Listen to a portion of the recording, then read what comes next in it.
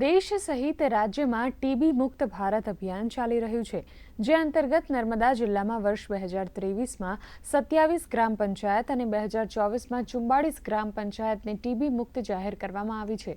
આ ગ્રામ પંચાયતોને સિલ્વર અને bronze coated ગાંધીજીની પ્રતિમા આપવામાં આવી. ટીબી મુક્ત ભારત અભિયાન હેઠળ નર્મદા જિલ્લામાં કુલ 13,349 ગળફાના નમૂના એકત્ર કરવામાં આવ્યા હતા, જેમાંથી 11,417 એટલે કે 86% નમૂનાઓનું અદ્યતન મશીનથી પરીક્ષણ કરવામાં આવ્યું હતું. વનરેબલ વ્યક્તિઓનું સ્ક્રીનિંગ કરવામાં આવી રહ્યું છે. વનરેબલ 6 કેટેગરી છે અલગ અલગ.